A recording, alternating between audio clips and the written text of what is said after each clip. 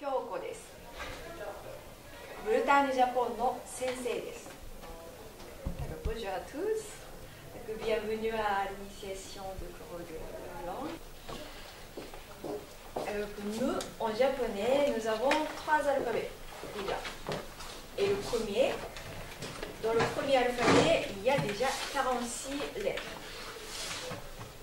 Donc, 46 lettres.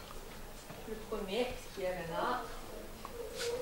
Le deuxième alphabet, katakana. Il y en a autant que hiragana, 46. Et dans le troisième alphabet, c'est le fameux écriture chinoise, caractère chinoise. Donc, là, c'est marqué, il y en a 9000, mais en fait, personne ne sait. Il y en a qui disent qu'il y en a plus de 10 000, plusieurs milliers. Donc, oui, c'est difficile pour l'écriture, ça c'est sûr.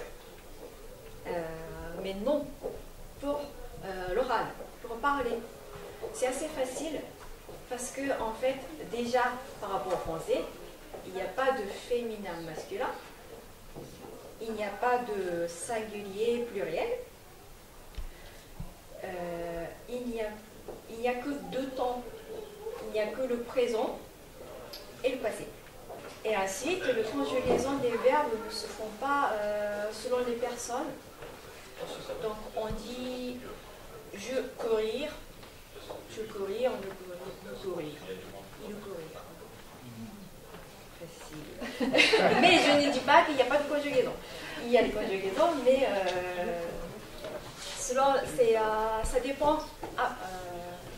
Ça dépend des mots qui sont combinés. C'est-à-dire, si je veux dire je veux courir, là ça conjugue. Mais par contre, après, le veux courir, c'est pareil. Et ensuite, la prononciation. En français, il y a beaucoup de voyelles que je n'arrive même pas à entendre.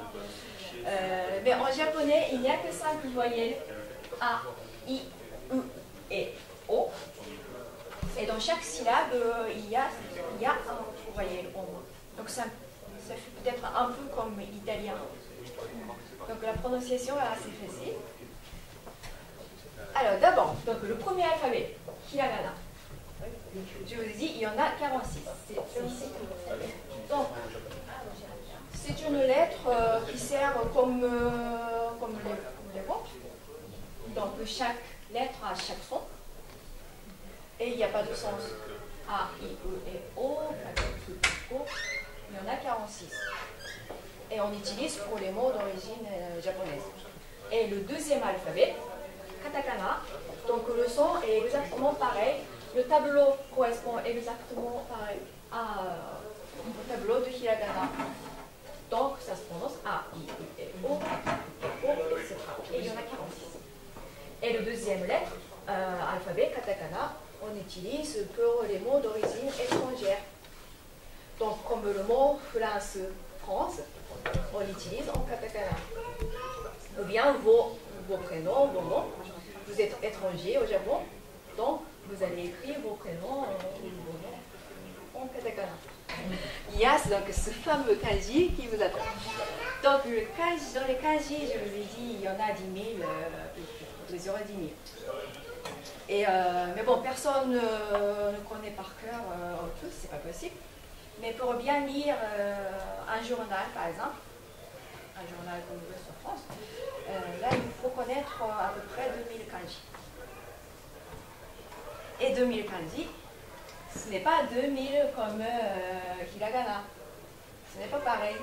Parce que dans le kanji, chaque caractère donc, a plusieurs sons qui dépendent plus de combinaisons.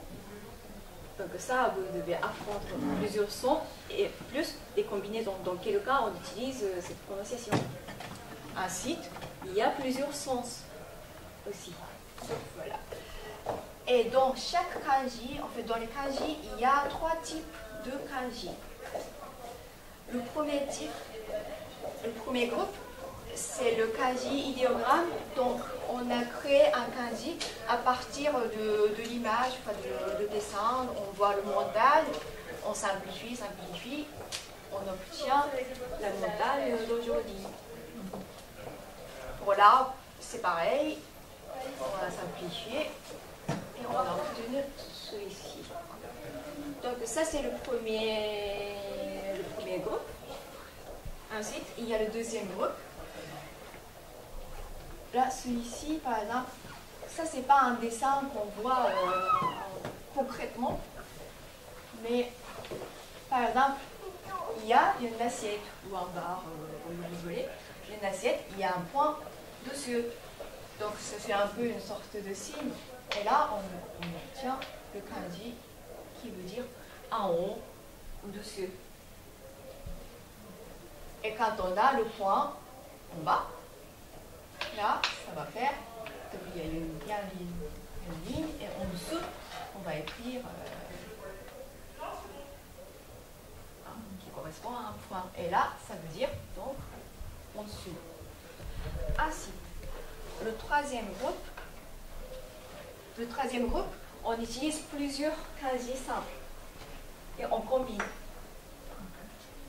Par exemple, là, il y a un kanji qui veut dire la bûche. Ça appartient au premier groupe, donc la bûche grande R, plus, c'est le premier groupe.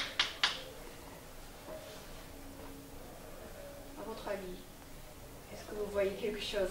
Non. Ça, c'est un oiseau.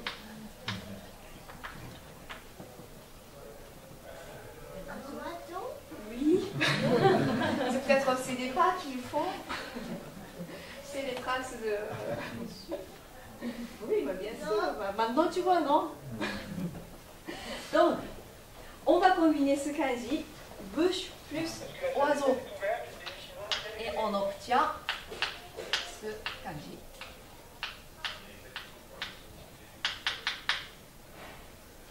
À votre avis, bûche plus oiseau.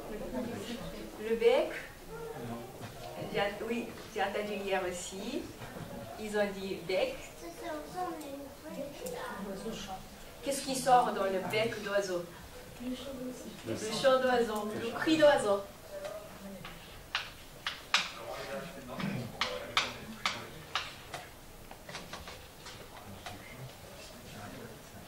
Donc, ça fait cri d'oiseau.